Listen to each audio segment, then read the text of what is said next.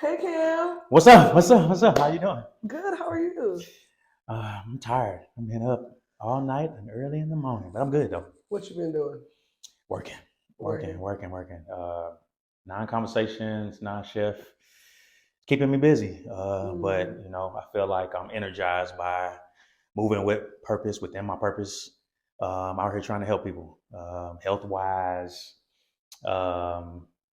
And then the thing is the cool thing about these non-conversations is I don't have to be an expert in anything, right? I'm just talking to amen. people, and whatever motivates you and whatever you grab from it is what you grab. So I'm appreciative that you decided to do this with me, That's good. because I've turned the camera on so many people, Have. and so I knew it was only a matter of time before I sit down myself and have an opportunity for someone maybe to ask me questions and things of that nature. So happy to have you, Danis. I'm excited. I haven't known Cameron that long. In retrospect of my whole life, how long are they? Maybe 2 years. It's 2 years, a little over 2 years now. 2 years, but we're very like. I think we bonded quickly. Yeah. And the first time I talked to you, I had known you from the worship team for a little while, but sitting down and listening to your testimony, it Mm-hmm. really changed the game. So, in the spirit of the non conversation, Yeah. which you said is now over never Yeah. instead of now or never. Now or never. That's Now, a word right there. Go ahead and yeah. tell us about that. Yeah. Now over never, because I feel like now or never gives you options, right? You're choosing like, okay, I can start or I cannot start. I can continue or I cannot continue. But now over never is saying that never is obsolete, right? That's good. And I feel like every day that we wake up is God giving us another opportunity. That means there's something left to do. And so we don't really get to choose, to be honest with you. I mean, we do have the freedom of choice, kind of, but He's waking us up hoping that we choose now, My God. each day. And so I choose now over never instead of now or never. That's good. I Yeah. think I love how you say the goal of this is to encourage those who are living in fear to take the next step. Yep. And I'm, I'm a bootleg preacher, so don't get mad. But I think She real about deal. She's real deal. I think about Peter on the water every time, and his prayer request to Jesus: God, if it's you, tell me to come. He answered the prayer request: come. Come. And he walked without fear in faith, right? Mm-hmm. But the focus was the difference between standing on water and sinking. Yeah. Can you elaborate on how that experience parallels to you in your non-conversation? So what is your non? Oh, there's so many. There's multiple. Okay. But I mean, just to go back to what you just referenced in Peter, Yeah. that's definitely been me for a large part of my life. Right. And I, unlike Peter, have asked for that confirmation and still not stepped out. Right. And so, that's part of it is I think it's great to read that story in the Bible and to be motivated and encouraged by that. But we all don't automatically just take that step, That's true. and then to have the mindset to say like, I have faith, but then like, how do you determine that? How do you determine that you have faith if you're not exercising, if you're not moving That's good. when He's calling you to move? And so, but my non is a few things. So I know without a doubt in my mind that my purpose is tied to this very thing, which is my inability for a long time, or I would say not inability, but my non-willingness to step into what it is that I know that God has given to me, has caused me to experience so many things. The good thing about those experiences is now I get to share them as part of my testimony, as part of the thing that I think draws people in when I'm having conversations with other people that maybe I may be discipling or whatever it is, that I'm getting an opportunity to share things that I didn't think people cared about or that I thought were irrelevant. And so one of them really is me not worrying about what other people's opinion or perspective is. And so that's something that I've struggled with a large part of my life. And it starts early, right? It starts early, growing up. I I feel like who I am now is like an extended version of that, right? Like a very creative, very imaginative. And so that's the space I walk in. You know, I think that's what God has given me. I'm a creator. I'm an artist. And so a lot of times because I was always looking for the approval, right? And if I didn't get it, especially from the right people, I felt, then it would just make me believe that they are saying to me, that's not it. Right. Versus me listening for what God is saying. And then as I get older and more established in my faith, understanding that those are going to be the things that he wants me to step forward in. It's not going to be something that other people understand. It's not going to be something that other people are going to be able to say, like, that's exactly what it is that you should be doing. Only he can do that. Absolutely. Now, there's going to be people along the way that he's going to place in my life, and he has, yourself included, who are here to say, hey, keep this in mind. Let me show you this. Let me share this with you. You may want to look at it from this perspective, but ultimately the end result is all him. Absolutely. And so that's my mission now, is in everything. So I have the non-chef. So part of that is people think I'm just cooking, but my vegan journey is even that as well. Like me understanding my history of health with my family, and knowing at an early age, I think like at 16, I stopped eating like beef and pork. Like I was conscious of wanting to do better at health-wise. 16 years old. 16. And we're talking about things that people don't co-sign on. Yeah. That was not hot. No, You're not gonna put your age on here? Oh yeah, no, we can do it. When you 16, when was that? 1997. No, 98. Oh, that was a swine my brother time. Yeah. So nobody was out right there. Yeah, I didn't know any other like vegans or vegetarians, anything like that at the time. But I just knew enough about those things where I was like, okay, and this is not a knock to anybody else who eats it, but it's just like, to me, I knew that wasn't for me. My God. How did you know? Just studying. So like, you know, one of the things that I'm really big on is like, once you know better, you do. And then also a quote that I love from Maya Angelou is when you give, when you learn, teach. That's good. And so that's one of those things that I can't be that person and live that out if I'm not doing it for myself. Absolutely. So you can, but you're less effective. You're less effective. So I appreciate that. Yeah. But yeah, so every step of my journey with that has been me learning more and saying like, okay, I don't want to do this. I don't want to do this. And then getting to a point to where like not generalizing things, which I think people in general, that's what we do. We elaborate on that. So I'll give you an example. Some people say like, I want to live a healthy lifestyle. Okay, good. So my question when people say that is, well, what is healthy to you? How do you define healthy? Because you got to define something before you can move forward. You got to define it. That's good. And so if you're saying you want to live healthier, so I want to remove things. And that in the beginning was what I was doing. You want to remove things or you want to add things to your diet. And it doesn't have to be food. It could be anything. Right. But I think that's kind of where I sit with that is making sure that once I learn about something and how I feel it's affecting me, I have to make a move and a decision based off of that. Absolutely. Yeah, and me being vegan by no way makes me perfect because vegans, there's still junk food for us to eat, and so I indulge ultimately in a lot of it. I'm not mad.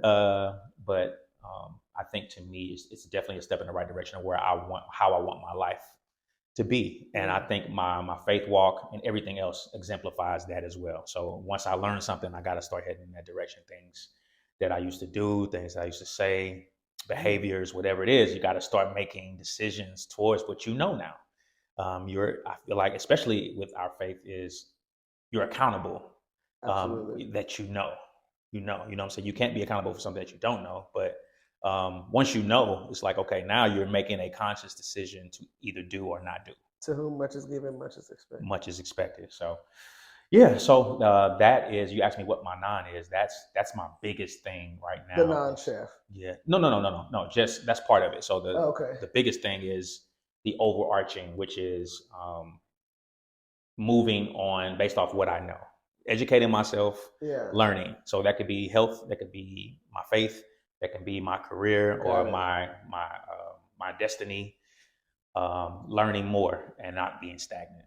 You said earlier you had a problem with affirmation from people or Yeah. approval. I think everybody struggles with that, Yes. especially in America, Yes. especially younger people. Yes. I call them internet kids. When I was growing up, we Yeah. had like dial-up and AOL, right? The Oh kids my that come God. up now, like if you were born and Instagram was around, it's much more difficult with Yeah. the approval piece, just Yeah. because it's physical, right? Yeah. So how were you able to move? Well, to me, that suggests that you weren't always someone that says, "Hey, I know better now. I must do better." Mm-mm. So how did you make that transition? Was there a time or a circumstance that helped you move from now or never to now over never? Yeah, a lot of trial and error, but there's a specific conversation there's two conversations that I remember having with one with someone I know or I knew very well, and then one with someone who I didn't know well,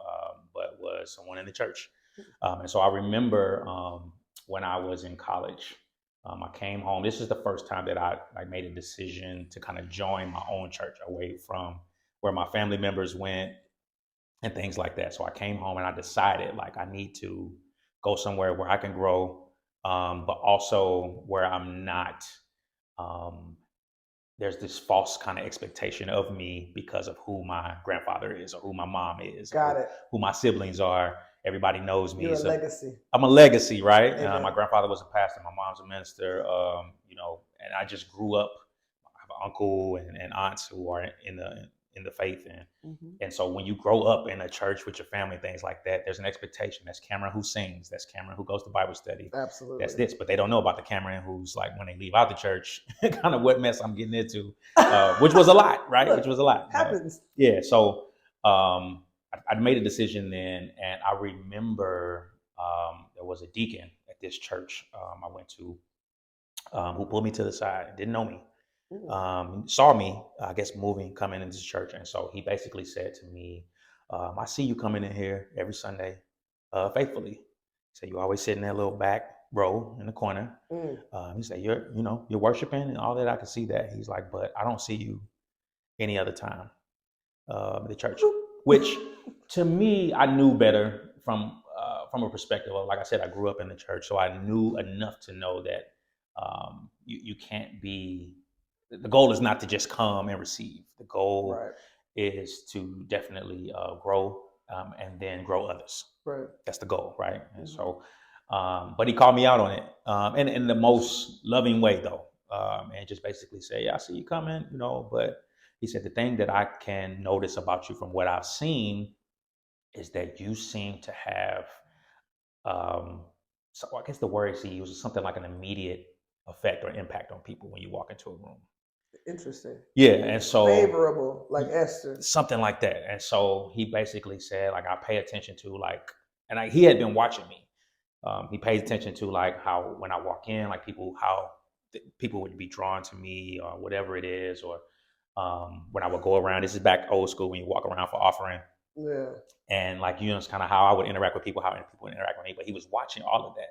And he was just like, I don't know what your calling is or anything like that. He's like, but I would be remiss to let you know that I feel like it's definitely something that is you touching these people and you coming in here every Sunday, just sitting in the back.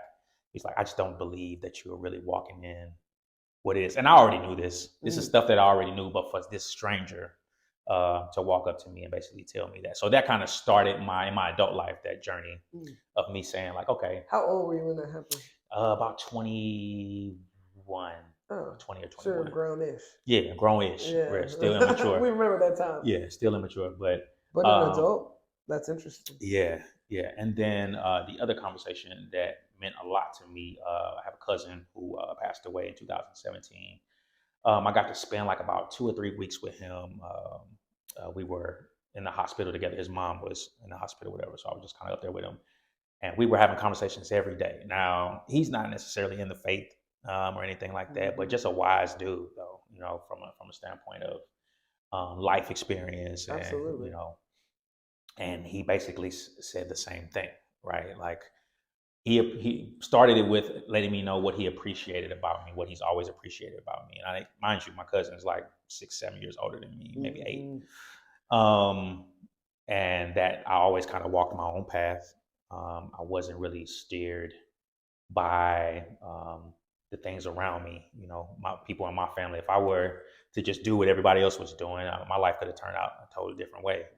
But I always kind of walked my own path. What he didn't know is that it was actually the opposite of that. So I walked my own path, but it was basically me pulling pieces from people who I felt. That's good. Yeah. So, and this takes me into something else now. So, but that was the second conversation. He basically just let me know the same thing. Like, I see what you're doing, but I also know that there's more in you. I've been around you enough to know. So let me piece that together. There's a person who doesn't know me that says, I don't know you, but from what I see, I know that there's more to that. And then there's somebody who knows me very well, who says, I know enough to know that you're not. How far apart were those conversations? So that was 2017. This was like a month before he passed away. Oh wow! Right, which it hit me so heavy because sad. This was like our last set of conversations. That made me have chills right there. That's how God works, man. Yeah. He and great health and just was gone immediately. Yeah. After that, a car accident. So, and so you think that's about what, 15 years apart, something like that? Maybe? Wow. Yeah. So that's pretty powerful. Yeah, and then but let me go back. I don't want to jump around, but the part about me taking pieces from different people really delves into my desire for a certain type of relationship when I was younger. You know, I knew my father was in the city. I could see him anytime I want, but he didn't really play a significant role in my upbringing.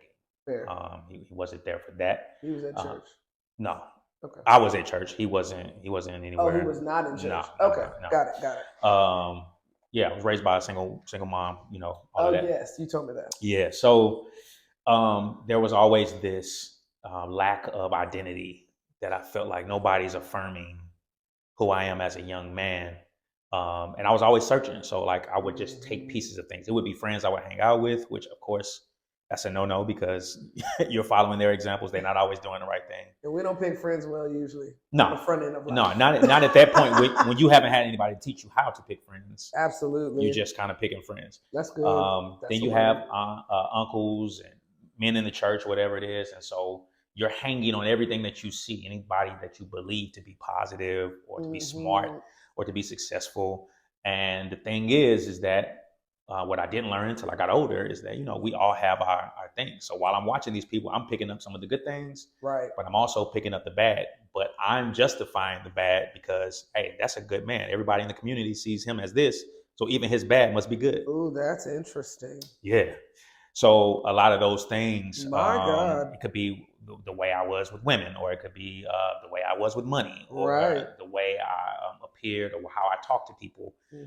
Could all be based off of a cousin that I hung out with a lot, or a friend that I hung out with a lot, or an uncle that I saw often. Right.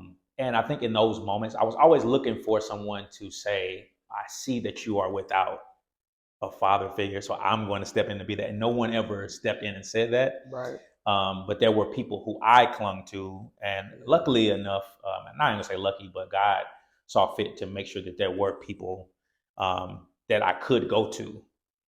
The problem is, as you get older, when you're unsure, what you start to do is you start to get to a certain age where you feel like you should know certain things that you don't. And so you shy away from asking people because I don't want you to know that I don't know that. Back to caring what people think. Caring what people think. Right. It always goes there. And that's pride on the back end. Yeah. On the front end. Yeah. That's really what it is. And so, you know, that's been my story, you know, as I got older and older.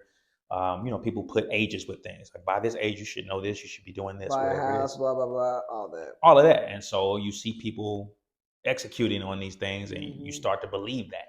Like my walk should be similar to some of these. And then you see their molds and then you excuse their character infractions or whatever. Yeah. That's an interesting because I'm trying to match right. the outcome. And really you're just looking for a covering on earth. That's available in heaven, right? But at the same time, you need examples. That's why Jesus came. Yep. That's the mold of discipleship. Yeah. That's interesting that you were desiring for someone to love you first, right? Instead of seeking it out. And I think that's the mold of Christianity. not to go off topic, but no, that's good. How has that impacted you now that you're aware of that? You had to excavate that from your internal situation. Yeah. But how has that impacted you pouring into others now, having that experience growing up? The biggest thing is that I notice it. I see it. So I'm now with younger dudes. Yes, absolutely. Even in older men. Yeah, it doesn't have because to be everybody hasn't caught it yet. Everybody's that's good. Yeah. So there's even people that are older than me who I often am having conversations with, that I'm praying with, that are struggling with some of these same things, and they haven't flipped the switch. And so I think that's the biggest piece of it for me that I appreciate, is that God has given me the ability to see it. And now it's just a matter of like, okay, making sure that I'm tapping into who and when I should, and not missing those moments. So let me tell you this. This is funny because I'm a very extroverted introvert. I'm with that. You know what I'm saying? You recharge by yourself. Yeah, like I'm more of a homebody and a like a siloed person than most people would think, because I know how to turn my big personality on when it needs to be on. I know how to turn it off, and so that's what I mean by extroverted introvert. I have extroverted capabilities. Do you think that's a mirror aspect of someone that you saw, or is that the real you? I think that's who I am. Yeah. I just think that's who I am. But I think I turned on the extroverted version more because I was seeking. Right. So, when you're seeking someone to see you, what do you do? You try to be seen. No, I'm not mad. But you try to be seen. So how have you championed that? How have I championed doing it more naturally instead of doing it when you know you. It's prayer. It's prayer for me. I've probably over the past 3-4 years have really gotten big into like just silence and meditation. That's good. And not any kind of like ritual sitting on the floor type stuff, but just really just being in silence, breathing, and like listening to what my thoughts are, and making sure that I'm differentiating what my thoughts are and my internal feelings versus what God is trying to say to me. And you can't do that effectively if you're not still. If you're on the go, usually when you're on the go, you're making decisions based off of what you already know or what you think you know. But if you don't take moments to still away, so to speak, that's so good. You can't really differentiate. Sometimes it's hard to differentiate what God is saying and then what you have stored, and it gets mixed up. And then also you have to be in the Word to know. Right, to be able to fully sift to really fully decipher. And so I feel like that's the second part, is my growth in how I study, which I know you've seen. I'm very meticulous. Very. When it comes to in the Word. Like, it's impressive. Yeah, I'm big on notes, and they're so good. Going back through the notes and stuff like that. But yeah, I think that's part of it. And then the challenge is always the things that you've enjoyed for so long, the things that you love, or that you've grown to love, right? Your flesh is kind of pushing those things out. And sometimes God will help you. Won't he will. He'll help you move those things out in ways sometimes that are very humbling. And that's usually kind of I get. The reason why you're here, I think people need to know that. That's why I wanted you to do this. I didn't just pop up. You didn't just pop up.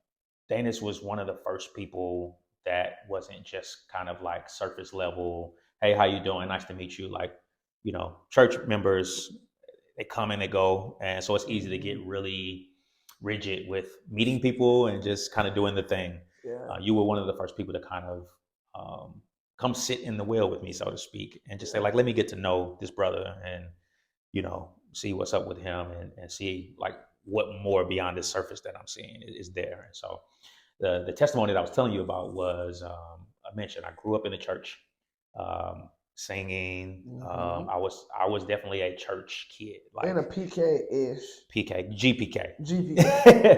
GPK. My mom became a minister, but after we were all out of the house, which I always tell this joke, like she was probably like, oh, whoo.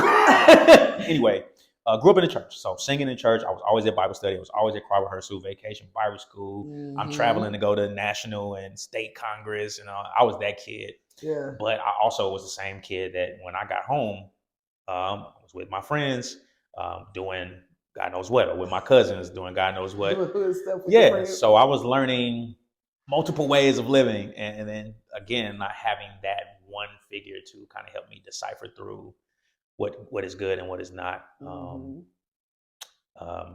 Just decided to do a lot of things. But I'm saying that to say, grew up, and so I knew how to be a church member, Right. and I knew how the quote unquote Christian talk and walk. I knew how to do it. I basically knew how to play church. Right. Because you grow up in church, people shout like, "Oh, okay, this is what happens when this chord is played. When somebody says this, you say this." And you say that, and it's crazy because when I teach in student church, I notice the mannerisms from the adult church at 8, 10, and 12 are the same things the kids do. Yeah. And one of my homegirls grew up Kojic, and she said they used to play church as little kids. Now, I wasn't in church when I was, but I wasn't like involved like that. Yeah. So it's interesting. Yeah. So I just knew all the things, right? And so during that period of time, when I told you between the conversation with my cousin and that the gentleman that spoke to me, and I wish I remember that guy's name. I don't know. It'll come to you one day. But so that's when I started to kind of pay attention to myself. I'm like, okay, if other people are seeing this and I know this, I'm just like, what is it that I'm giving off? What do you mean this? This calling that is on seeing me. On you. Okay, yeah. Got it. What is it that I'm giving off that people are seeing? And what is it that I'm giving off that they're seeing that I'm not walking in it? That someone could walk up to me and say to me, and it resonate already with something that God has told me. So that's when I started to pay more attention to, like, all right, God, or asking, like, what do I need to be doing, or what am I doing, or basically the relationship piece with Him, right? Because it was always about doing something, right? But it really was never about relationship. I don't think until I got into my 30s where I was really like, right. Oh no, this is like a real deal relationship. Yeah. Right. And then I have to talk to you. I have to listen to you. I have to spend time with you. Yeah. Like it's a real thing. And so I moved to Texas and I joined a church. And in that church, I just went to church every Sunday. So I wasn't involved. Now, keep in mind, between the time I had that conversation with him, I had already joined another church back at home, and was involved, you know what I'm saying, helping out in the church. And back home in St. Louis, right? Back home in St. Louis, sorry, yeah, St. Louis. So got to Dallas and went to a church, chose a church that was like 50 minutes away from where I lived. Fair. And so the excuse was that I could not be involved because, choir rehearsal was at this time, or worship rehearsal was at this time, or whatever little 50 minutes committees. Is enough. I might not go. Yeah, ever. So it was enough. But God works in mysterious ways. So during this period of time, which ended up turning into 10 years before I joined One Community, 10 years of me basically just going to church and being a number. What I enjoyed about it was nobody knew me at this church. Right. Growing up in a church where there's an immediate expectation. And so it's difficult when you're trying to live up to that expectation for you to settle and say, like, okay, let me find out who I am in Christ versus acting out what I believe I should be doing. That's so good, because that's really what you're telling us that's important, especially for Christians watching, to get, is that your pressure or desire to work unto man and not God came from the church.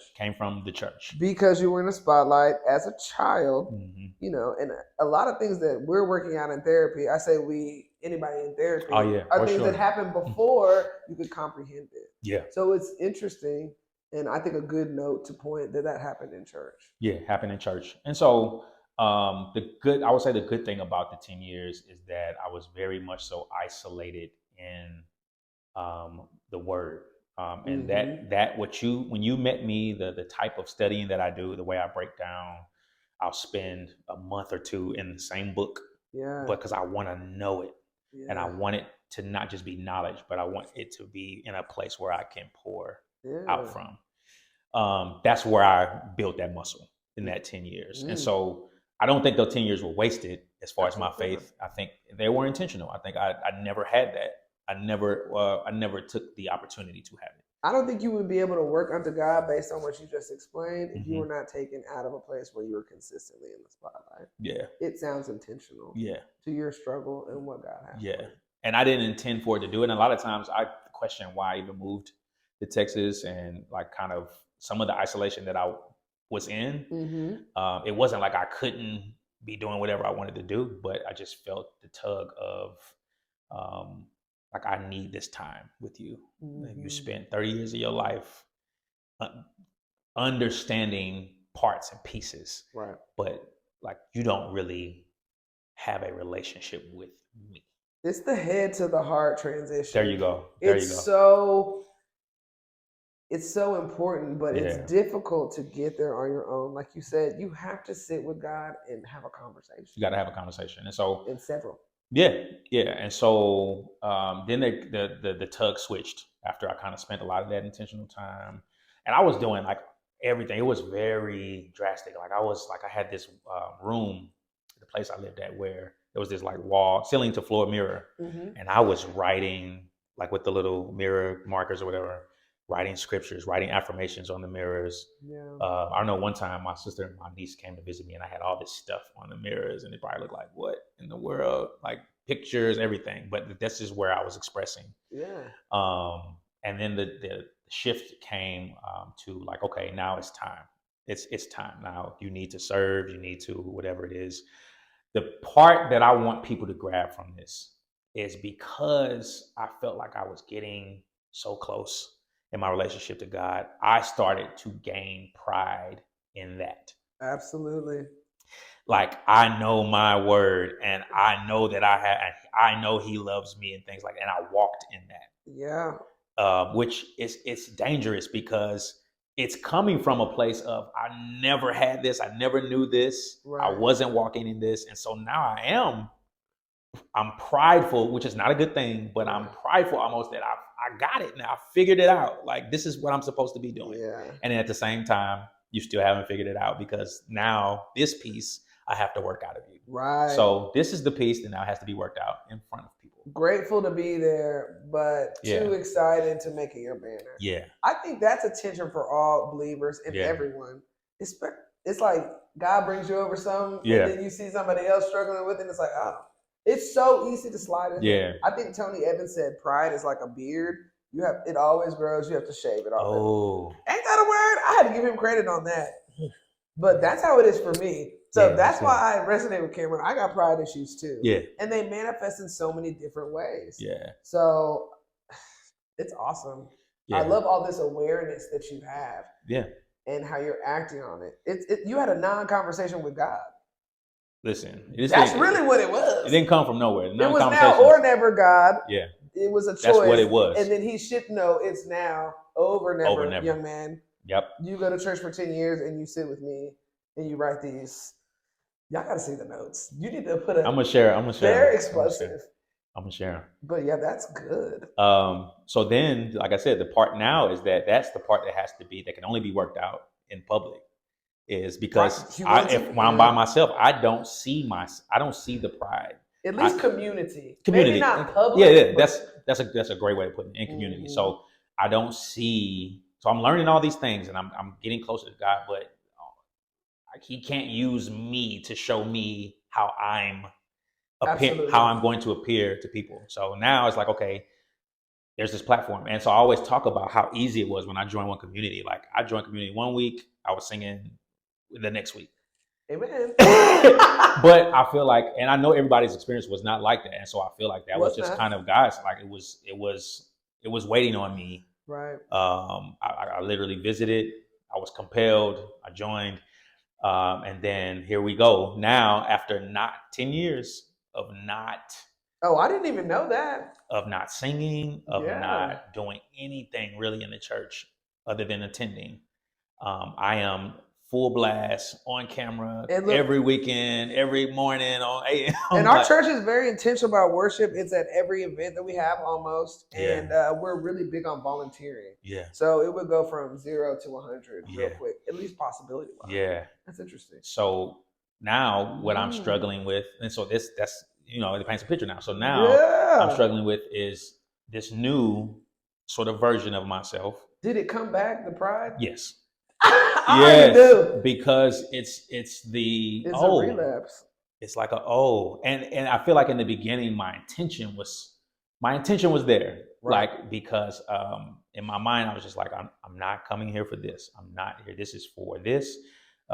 This work is for other people. It's not for me. But it's so easy when people are constantly reminding you of what you're doing. Absolutely. To not get caught up in that sometimes.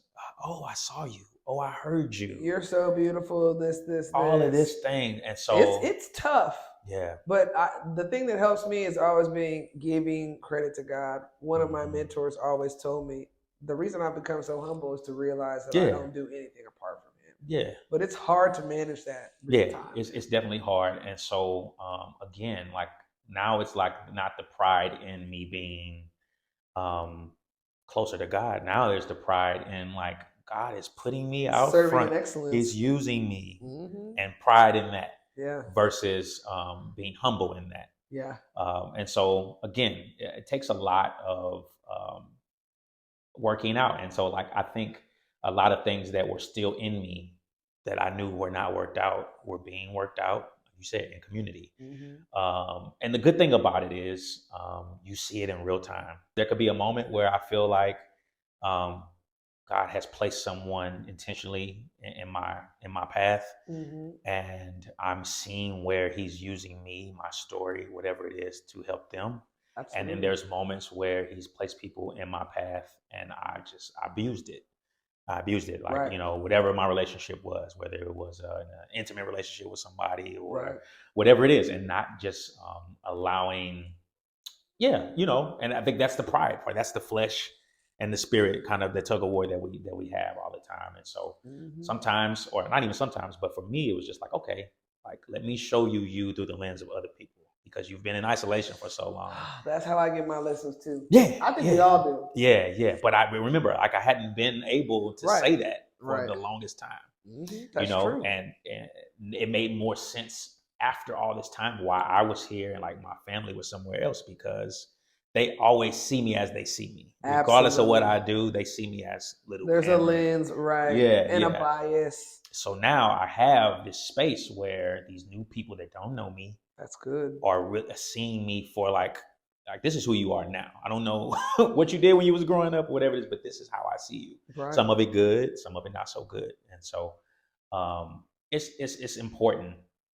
And why I wanted to double down on that, it's important for me to share with people that it's a journey.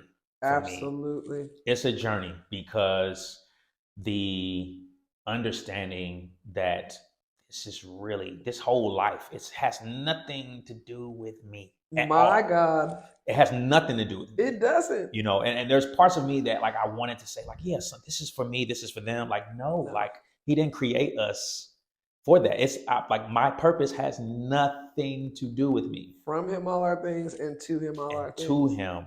Yeah. That's a word. Yeah. So one of the things that I'm locked in on right now, and I have this T-shirt that people probably have seen me wear a million times. If you've seen this T-shirt on me, you know why I'm always wearing it. But I had this T-shirt made that has Proverbs 3:5 at the bottom of it. Okay.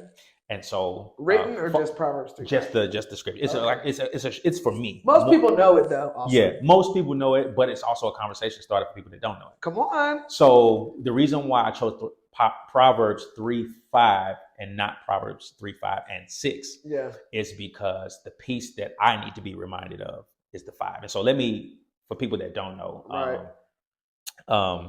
trust in the Lord with all thine heart and lean not into your own understanding. 6 is, in all thy ways acknowledge Him and He shall direct your path. You're the King James version. Yeah, I'm giving you the King James. But for me, the piece that I need to constantly remind myself is the trusting and the leaning not. And so if you go back to what I told you my story is, the trust that I have trust issues. Absolutely. Because of whatever relationships either were there or not there growing up. So now that trust issue it's not isolated to just people. That trust issue is to any relationship, even with God. right? So I'm working if out. It's horizontal, it's usually vertical too. Absolutely. In the relationship. Absolutely. Piece. So now having to make sure that I'm leaning, and that's kind of the trick. And I love the way it's written. And I've heard this scripture so much in my childhood, but it hits different. I love the Bible. You know what I'm saying? It hits different every time. Every time. But that one life-changing different. Yeah. Because that's what we do is when I don't trust. And this is in God or anybody. When I don't trust, I'm going to lean to my own, whatever I'm trying to do. So, and hey, our God, own understanding is lacking. Yes. So, God, hey, I hear you, but I don't know if I'm ready to do that. So I'm going to go just do it my way. That don't sound good to me. That don't sound good to me. Or I don't know if I'm not in my word, then I don't know if that's you. So let me just lean to my own understanding. You have 800 notes that told you know. I got them all. Look, the head knowledge doesn't guarantee that your thirst in life will be directed towards God and not towards what you desire. Yeah. So that's why I had that t-shirt made. And a lot of people ask me, all the believers say, why don't you have 6? But I'm like, I know what 6 is, but I'm not necessarily struggling with 6. I need to make sure 5 is on point. Look, you're still working on 5. We're not going to the next one. Yes. Until we get this one. Yeah, because we overlook it and people look at the end or look at the promise and like you got to look at the work first. I love that you say that because in doing some sermon prep, I've been hearing a lot. God wants you to be in the process because he just wants you to practice trusting him. Mm-hmm. He's faithful to give you the promise. Mm-hmm. We know he's good for it. Yeah. But the jewels and the coins are in the process really just developing trust in God. Yeah. Because that's what takes you further, right back to Peter. Yeah. The trust in God is going to take you from a non to a non. Now or never to now over never. That's good. Is usually the disconnect, even from listening to you, is what you can see, what makes sense. Mm-hmm. That's the difference in the hesitation. Yeah. And so typically now my trigger is if it's something that I typically would do, then more than likely it's not. Oh, yeah. It's not him. That's how I feel it too. Because we're quick-minded, fast thinkers, witty with the mind. I like how you said that earlier. You have to pause. Because our minds are plastic and they'll start to do routine things that we normally do. Yep. Taking that time to just be like, wait, Holy Spirit, is that me? I know. Is that for me or is that for you? Yeah, I know immediately. And it's to the point where, and I pray this for everybody. And it's scary in the sense of you letting go of control and giving it all to God. Absolutely. And it's scary in that sense, but it's powerful in the sense of I can be in dead smack in the middle of making a decision to like I'm about to do something that I know. And my mind starts doing this, which is like, I love God for it. And I'm like, God, why you make me think like this now? But I'll be dead smack in the middle of making that decision. And what will start happening is just like, that's not of God. It'll be some kind of like repetitive thought. Oh yeah. You're going to get multiple soft warnings. Yeah. And so like, even in my doing, I'm doing now it's because you're doing with the knowledge. You're doing something that's against my will with the knowledge that it's not my will. You know better and you're not doing better. You're not doing. And that's Luke 12. It hits different. Yeah. It hits different now. The response from God hits different. Yeah. The grace and the mercy, etc. Yes. And so when you see me in worship and you see me, it's because you just brought up grace and mercy, right? Like but to me it's the mercy, because everybody always talk about grace, but it's the mercy because when the tears are flowing, when I'm worshiping and people I know talk about like how I worship. If you've seen me, I might post a video right here of me in worship, but that's my genuine worship, because I almost need to move and dance and I need to do whatever I was willing to do in the club and all that. I need to be willing to do that for God. And you give that same energy. When Cam's on platform and my shoes are too hurting, I'm like, bro, we are standing still. We're not moving around right now. I can barely breathe and sing the song and look cute. I can't do it. I'll be ready to go in communion. Every time. Look, communion is lit though. Yeah, we need a fast communion song because the communion, I'll be like, come on, let's get it cracking. But it's necessary. But that's what it is. That's what it is. The tears are real. All of that is real is because I know that in the midst of me being obedient and me doing there's still moments where I'm not. Mm-hmm. And so the fact There goes the I'll mercy. immediately think about what he just did for me or what he just kept off of me. Come on. And I'll start thinking like, why didn't you allow that to happen? Mm-hmm. You know? But then you also have to think about like, oh, I already know the answer to that. I know why. I know what his heart is towards me. Absolutely. And grace being sufficient. Oh, that's so deep. Every time. A sufficient grace is a lifelong sufficient grace. Yeah.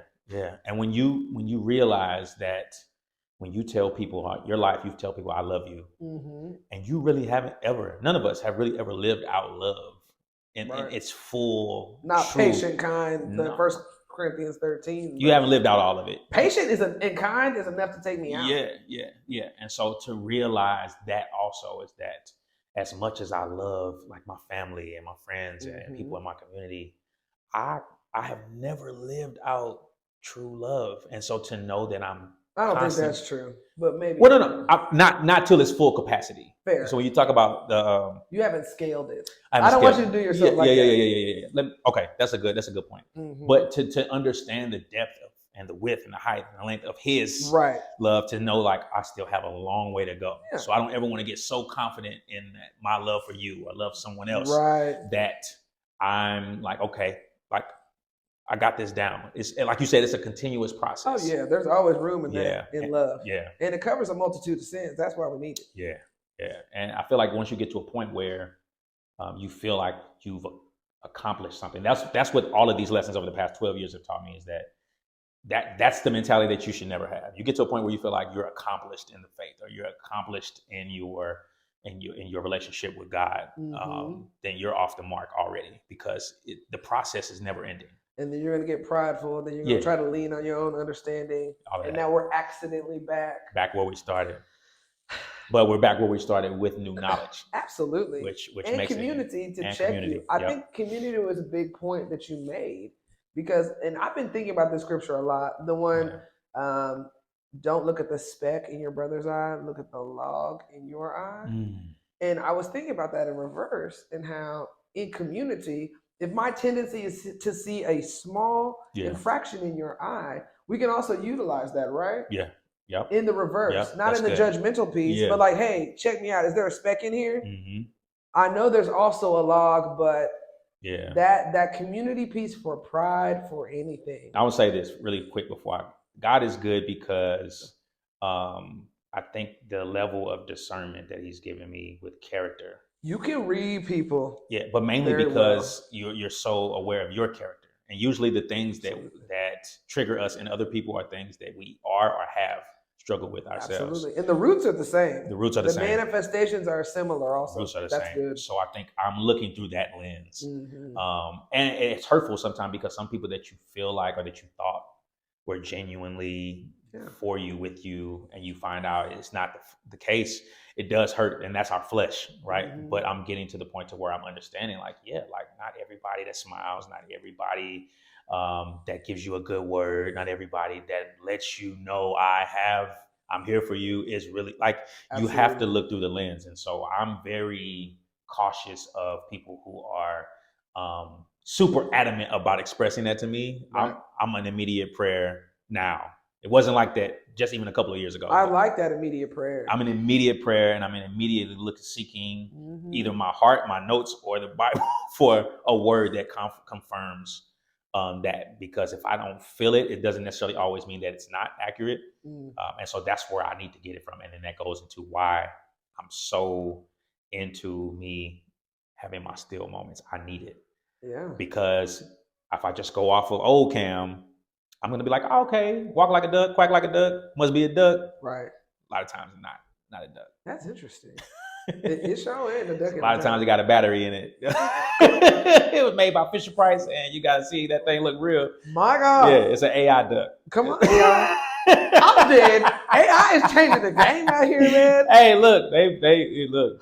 But I feel like AI is not new. If you think of it, look at it through that lens. Oh, like, come on. People have been that's a word. Having their AI on for a minute.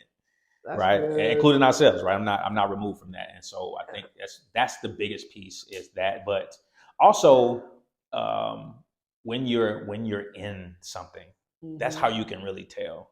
Fair. It's easy when you're someone who is low maintenance, right? Like, oh, okay, like he has everything together, appearance anyway, he has everything together with this. But to see how people either draw nearer to you or scatter when you're going through something, that says a lot to me. For community, for For sure. community. And so if the fact that someone who may have been in my community draws closer and wants to pour more in the moments where they see like he's dealing with this, he's struggling with this, versus kind of like, let me back away from this person because, you know, this might hurt my reputation or whatever it is. Like, right.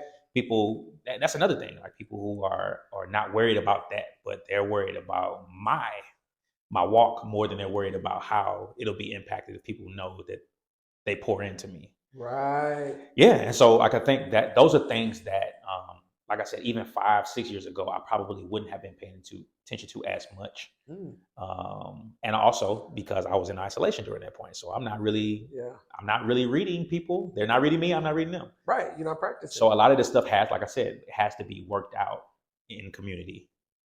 So that's how I determine. And like I said, the hardest part about it is it's not just at my church. It's, right. I'm now, God has me kind of like paying attention to the whole spectrum. There are people in my life, my entire life, cousins, friends, family, who I am starting to pay attention to. Like this person was never pouring into me. This person was never what they wanted me to believe they were for me or to me. They were never that. But then also, it's not just like you said, the speck and the log. Right. It's also God showing me this is somebody who you've said you've loved and you've never shown them. Isn't this so interesting? Yeah, so I'm getting it both ways. But also because you took so heavily who people were and what they were doing, for you to not be able to discern and that being your main, like one of your strongest gifts to me, knowing you, it's like beauty for ashes. Yeah. And it's I think to me, I mean, this will sound prideful, but it's really not, is that I'm grateful more than anything, is that that discernment that God has blessed me with. And I love the moments when I can share. We've done this before on my job, the people that I lead, my team, to be able to pour into people from that space of like, I can recognize what this is. Yes. And let me not try to give my Cameronisms, but let me speak from what God has put in me into that. And I've gotten really good at speaking it without using the word per se, because I can't do that at work. I can't like just start quoting scriptures because they'll kick me out of that mug. But I know how to speak the heart of it. And that goes into how I study. You notice that's true, that when I study, a lot of times I will say like, what does this mean? Right. So you want to know what you want to know specifically and like be biblically accurate, but also what does this mean? Because if I'm having a conversation with someone and I can't say Jesus, or I can't say this, how can I say this, God, that it's still coming from you and I can still pour in them and they still get the sentiment and the feel behind it without that? And then a lot of times I've had this happen in my job as well. I'm going into something else. The job that I work, people will just ask me, but I will always drop hints. I will always drop these seeds for people to say, like, I want you to know, like, it's okay for you to ask me. I can't just willingly offer it to you. Right. So I'm always telling, what did you do this weekend? Oh, I was worshiping. I was at church. So like true. Now people will say, hey, we just had a death in the family. Cameron, can you pray? Every time. Because that's the foot in the door. I'm trying to drop the seeds. Like, you know, like I'm available. If you need, I'm available.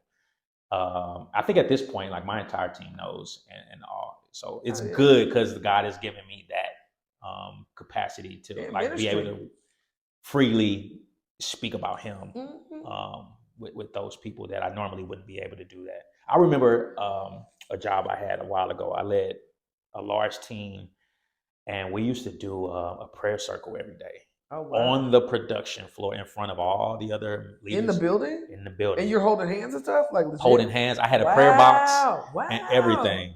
So that was literally, it was life-changing for me to know people that even that I didn't know they would be receptive of it. We did it anyway. We did it anyway. People asked for it.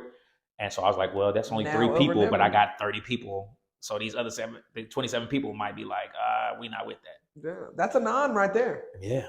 And I was worried that who I purported to, my senior director, and what he told me was, as long as no one voices any complaints about it, you can continue doing it. Right. And so I was like, oh, now I got the green light. Oh, we finna pray every day. We finna pray every day. And then now people who don't pray regularly, they're getting the opportunity to pray because we would change up who's praying. Do you have any impact from that? I still do to this day. Now I'm seeking those moments. So any job or any employment that I've had where I'm in a leadership position, I'm seeking how I'm like almost kind of like me and God are working like, how, all right, God, how I'm gonna get this prayer up in here. How I'm gonna get this word up in here because it's necessary. Like I don't want to turn it off when I clock in. That's good. I don't want to turn it off when I turn the Zoom on. And that's really where we're on mission fields. Yeah. Is in our everyday life. In our everyday lives. Outside of church. The grocery store. So I'm being more I was the person who, if you try to start a conversation with me while I'm checking out my groceries, like, I don't know why I've been like this, but over my life, like if I got stuff on the, conveyor belt or whatever, somebody behind me will be like, oh, what do you use that for? I'm like, to eat. Now I'm every opportunity. It's crazy. I met a lady, I was checking out. I'm going to use this one because this is very current. I met a lady. I'm going to give you 2 examples. I met a young lady or older lady. I was checking out at, I think I was at like Banana Republic or something like that. Okay. Someplace I ain't had no business being. But she was asking me what I was buying the shirt for. This was probably like a year ago. And just so happened it was a weekend platform. You know, I ain't got the color code. I ain't got the color, so let me go find out something I got. And so there was an opportunity, and I immediately, because I had been praying about it, like, God, help me to notice these opportunities that I've been missing my entire life, where people may be seeking. And that conversation turned into, oh, I'm buying this because of this. Mm-hmm. Do you happen to, belong to a church or whatever it is? That turned into, I haven't been going. Woo. Yeah. We exchanged information. This is somebody that now I touch base with probably every 3 weeks or so. Oh, wow. And we pray. We've never like met up or anything. Like, it's not that type of relationship, but like I let her know I'm available for whatever. So she prays for me. Yeah. I pray for her. I know that she has visited one community, but like it wasn't like hey, let me know to my church. Yeah. Nah, it was just like she knew I belonged there, so she let me know, hey, I attended. I was there this weekend. Blah blah. And so that warms my heart because I'm like, all right, I'm opening up more to that. Or the Proverbs 3:5 shirt that I wear all the time. I was leaving out a Quick Trip, and there was a young man while I was in there checking out, probably a Red Bull or some water, because y'all know I love Red Bull. People that know it's a sin be drinking them things, but he was being like talked to really bad by his manager, like, all right, make sure when you're done with that, take out the trash, blah, blah, blah. And I'm like, oh, man. So when I walked out the door, I was walking towards my car. He came out to change the trash that's in front of the Quick Trip.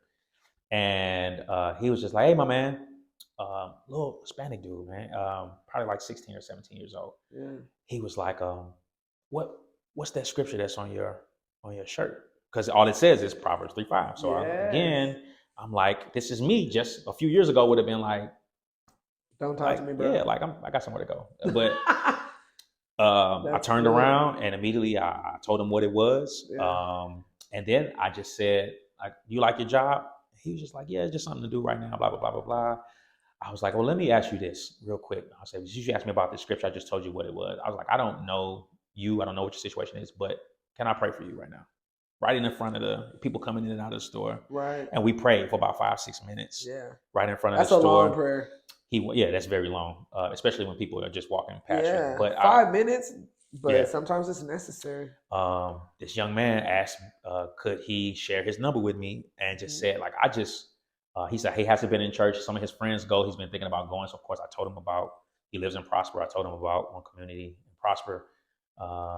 And then he basically just said, like, hey, from time to time, if I just need a prayer, can I reach out to you, a text or something like that? I was like, cool. Mm-hmm. And same thing. This was almost like a year and a half ago. Like I would say he's more consistent, probably like every 2 weeks. He'll reach out, tell me something that's going on in high school or whatever it is. And That's so good. But and I'm not saying this to kind of toot my own horn. I'm saying this to say that absolutely this not. is me like really asking God to open my heart to what it is that He would have me to do, and realizing how many times I've missed opportunities in my family and with strangers, whoever, to witness, to share the gospel, or just simply to sit in the well with somebody. Yeah. And it comes from your desire for someone to love you first, right? Yeah. It comes from the gift that you have to observe. Instead of doing it to copy people, now you do it to bless people in a specific way that God would have you. Yeah. You're more likely to be the people that will resonate with you the most are the people that are pouring into you. You know, once you start looking outside of that and start saying, God, show me, you start now seeing the people who are maybe in need or desire something from God, or that's good. Even people that you're not sure, but you want to check to make sure. Like this thing that I have. Like people say all the time, this joy that I have. Yeah. I want to see, do you have it? Do you have it? If you don't have it, can I share mine with you? Come on like now. I'm now seeking those opportunities. Yeah. And the non-conversations is a part of that. While not every episode is like us sitting around talking about God and the Bible, whatever it is, but what it is I'm looking to spark the flame for people to go, because that's my entryway. It's like, okay, you want to talk about, it's just like when you're talking with kids, like let me find out what you're interested in first. True. Let's talk about this toy, or you're talking to high school students, let's talk about this girl, this boy that you like. Yeah. Let's talk about that first, and then I'm gonna find my way into that. But first, let me really see where you are. Love you where you're at. Because I don't want to become this person where I'm just like, walking around and smacking people across the head with the Bible all the time. Like, I want it to come in love, and I want you to feel like you can be yourself, and share with me, and know that, like, look, I'm going to share with you. If you don't want to share with me, that's fine, but let me show you how I share with people. Absolutely. And let me show you the mess that I was and that I am still. But that how God even loves me. Yes, that tills the soil, because in that parable, when it talks about the seeds going on concrete, and the one that gets me is the thorns choking it out because of the opinions of other people. Yeah. But Revelations tells us, right, we'll overcome by the blood of the Lamb and the word of our testimony. Yeah. And I think that's a good piece of what you said. Your testimony, your posture, your desire, your intentionality to look at people for who God sees them as, really helps you till the soil. That, and you're smart, right? Like, that's not always the case, but being so head smart can also make you prideful. Oh, man. But the fact that you did the work to believe it helps you also deliver it in a way that's not, well, this 1 Corinthians 5 says this. Yeah.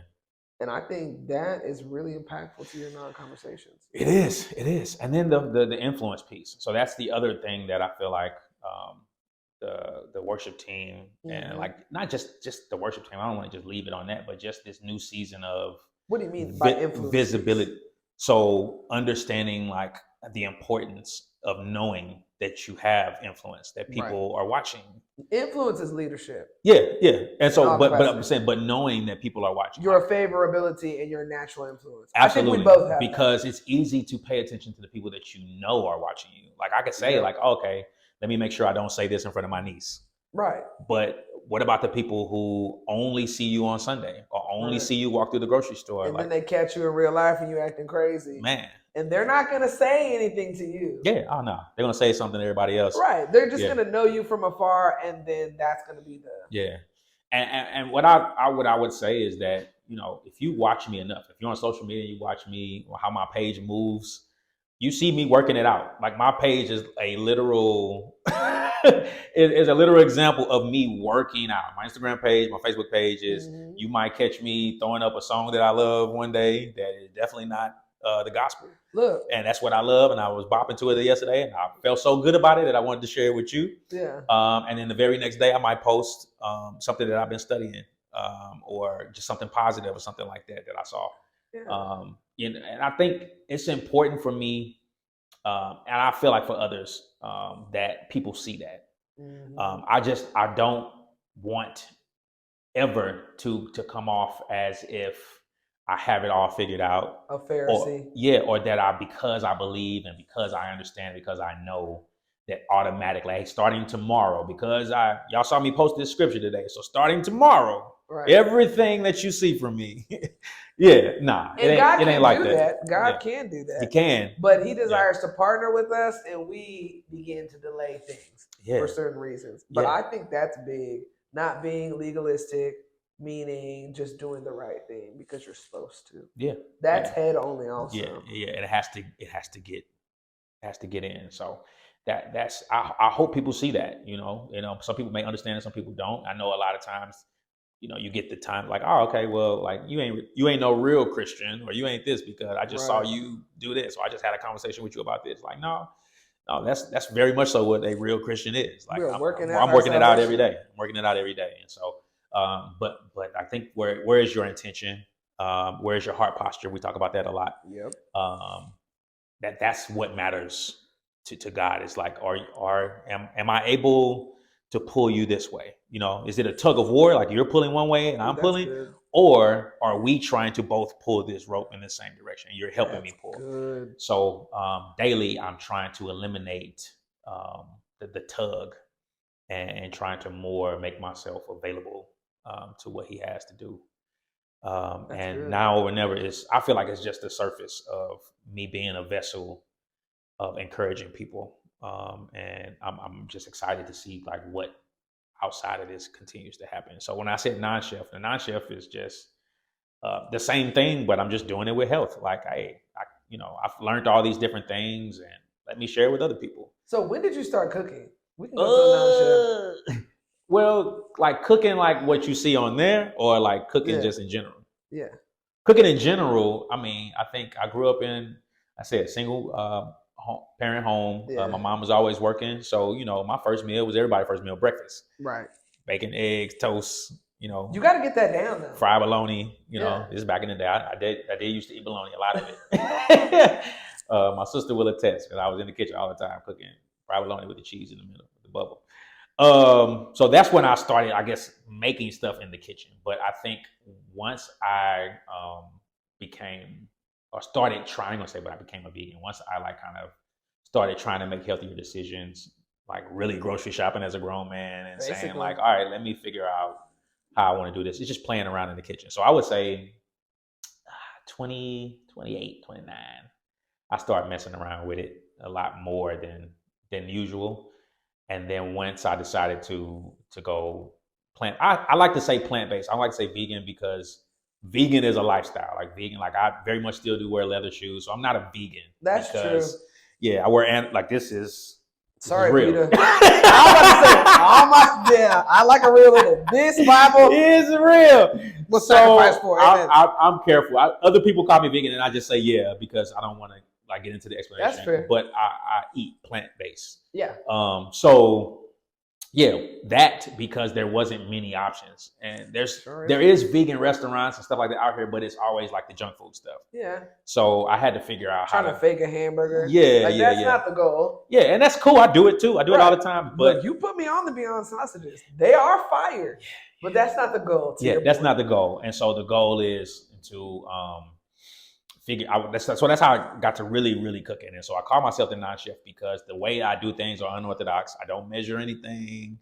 I just be making stuff. But I know I've been doing it long enough to where I know what spices I feel like work together. Let me tell y'all what, the food is delicious. And I am an animal eating person. Yeah, you go in every time. I feel like you go every single time. I'm like, bro, that would be great with some turkey in that thing, or some pork or whatever. And Cameron was like, "Just let me cook you a meal one time." I'm like, "Cool, whatever." I like to eat generally any food. My bro Reno, Reno always tells me like, "Hey, yeah, we made that, but we added chicken." It's a little cultural. Yeah, and it's all good. Like, but it was delicious, bro. That was some of the best food I've ever tasted. And I was talking to one of my homegirls. I'm not gonna put their names out. Yeah. And I hope you guys don't get offended, but like, she's from Wisconsin. Mm-hmm. Them seasonings. I'm from the South. I'm from Plano. Yeah, MSG. It's tough.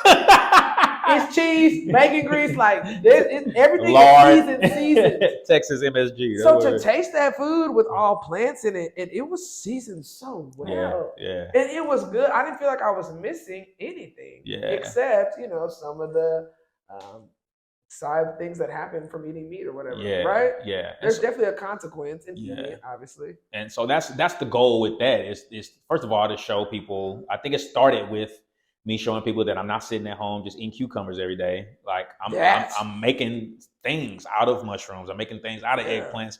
And you can do this too. Like, but I do it in a fun way. So, it has the voiceover and all this stuff. Anybody go to my page, you'll see a bunch of those. But that's kind of like my goal is just like, I don't want to be the person beating people over the head with the Bible all the time. Absolutely. I'm not the person that's like, is trying to tell people why they should be vegan. I'm just showing you what I'm doing. Come on now. And you interested. And the funny thing is, I was at the barbershop the other day. My barber has been watching these videos since the beginning. And he just now realized that every single thing that I make on there is vegan. He's like, so even that burger or that lasagna that you make, the stuff be looking meatish. Yeah. Y'all can do some things with the mushroom. Yeah. The plant-based folks love mushrooms. mushrooms. Mushrooms go hard. But so that's, again, I think it's just another layer of now over never. It's another layer of me saying I know better. And so that going back Maya Angelou quote, when you learn, teach. Yes. And so I feel like my way of teaching is very much so that I'm not the type of person where I'm going to try to drill something into you unless you ask me for it. Now, if you ask me for it, then sure, I'm going to share as much as possible. You open the door. You open the door. But if it's just me saying like, hey, let me just show you what I'm doing, not because I think you care, but because, I feel like showing it. And a tree by its fruit, amen. There you go. That's where it goes. There you go. So, if you knew me 10 years ago and my skin between then and now looks a little bit different. So I like to think I'm a little better with my skin, my water intake, and my vegetables. I'm not very I never known him to have a skin problem. That's how I was like, oh, okay. But I know it's an impact. No, it's what you put in your body affects you. Period. Yeah, or just 5 years ago, people watching this video might have not seen me in a long time. I was up to 272 pounds. Yeah, that's pretty fair. Yeah, at 6'3", that's even as a man. Yeah. It's not super huge, but it don't feel healthy. Probably it didn't feel good, but the thing is, I was resting in it. Quality of life, also. That's what I consider. There you go. There you go. So I was. You see what I'm saying? I was bubbling. I was bubbling, but all of that. I'm saying all this to say, like this, the non-conversation, the non-ship, all this stuff. It's just touching the surface of what. I believe God is having me to do, and he's kind of working out in me through these things how I want you to be the person I created you to be, but for my purpose. My purpose meaning his purpose, not my own. But when I came here, I thought our non-conversation was going to be about that's what I call it, the non-chef. But really, shout out to Earth, Wind, and Fire. Listen, I love the song. Listen, shout out to Ramsey Lewis, who rest in peace, Ramsey Lewis. Shout out to Earth, Wind, and Fire. One of these days, I'm gonna get exclusive rights to use that song. Hopefully, I can run into brother, what's his name, Bernadine, whatever his name is from the group, Philip Bailey, and they could just say, you know what, you can use that however and whenever you want. But right now, I'm using the limited amount that I can use on social media. It's a groove. It's my favorite Earth, Wind, and Fire song. It's a vibe. It's called Sun Goddess. Yes. If anybody ever want to know what it is. But this basically the only song they're not really singing on. They're just playing instruments and saying. It's a vibe. I love it. But it's crazy how the real non-conversation to me is always now, over, never to God. Yeah, that's it. From there, your non-conversation has to start with God. And from there, like we were saying, vertical first impacts horizontal. What a blessing to talk to you. I'm excited. I had a great time, friend. I'm just cutting it off because we'll sit here forever. Yeah, we will sit here forever. But y'all encourage me because we're gonna turn this camera on Sister Thing because she got a story too. She definitely has a story, so we're gonna get her up. That's not what's happening today. I know. Look, I did it on camera. I might cut that piece out. You can leave it. Cool. Thank you, though. I appreciate you. All right.